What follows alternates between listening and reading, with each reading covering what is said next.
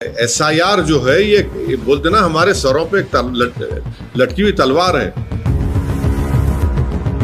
अरे मेरी मुखालिफत करना है तो करो, मगर किसी का तुम सिटीजनशिप पे क्वेश्चन क्यों उठा रहे?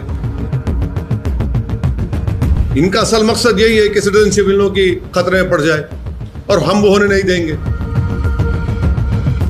आपके जो 7 सीटें हैं, आपकी कंस्टिट्यूंसी की जो 7 सीटें हैं, उससे वोटों की अनियमितता और पूरा बकायदा उन्होंने बताया कि इतने फर्जी वोट हैं, इतनी चीजें हैं, उस पर क्या कहना है? ऐसे है ना, दिल जले आशिक बहुत होते हैं, दिल के अरमा आंसुओं में बह गए।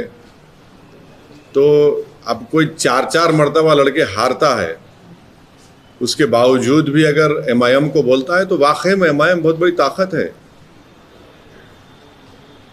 इलेक्शन कमीशन बनाता है वोटर लिस्ट, हाँ, आपको ऑब्जेक्शन का टाइम है, आप ऑब्जेक्शन भी नहीं करते, नंबर 1।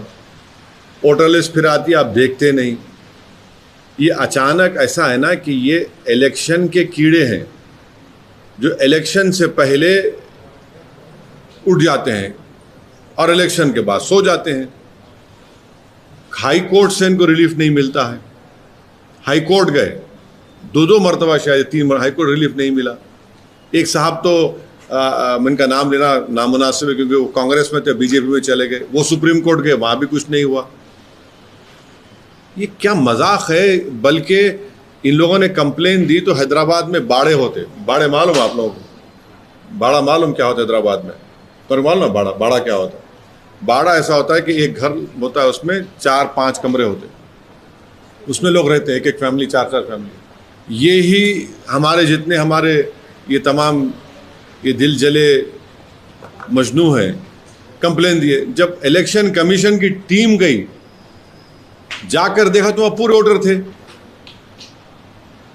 ये हर चीज में आप इलेक्शन हार रहे, मैं जिम्मेदार। हाँ, तुम्हारी पार्टी में तुम्हारा कुछ नहीं हो रहा, मैं जिम्मेदार। हाँ, तुम्हारे घर में मुर्गी अंडा नहीं दी, मैं जिम्मेदार। तुम घर में लाके भैंस को रखे, वो दूध नहीं दे रही, मैं जिम्मेदार। तो मैं कहां तक जिम्मेदारी लूंगा? ये इस तरह के वाहियात किस्म की बातें करके आप उन वोटर्स को जो आपको वोट दिए और हमारे खिलाफ दिए, उनकी आप तौहीन कर रहे हैं। वोटर निकल के वोट डालता है, आप उनकी तौहीन कर रहे हैं। और फिर जब SIR होगा तो तुम क्या करोगे बोलो? आप देखिए, ये 2 चीजें यहां पर, एक नंबर 1 एक SIR और एक वोटर लिस्ट। मेरे को सबसे बड़ी फिक्र SIR की हो रही है। अब SIR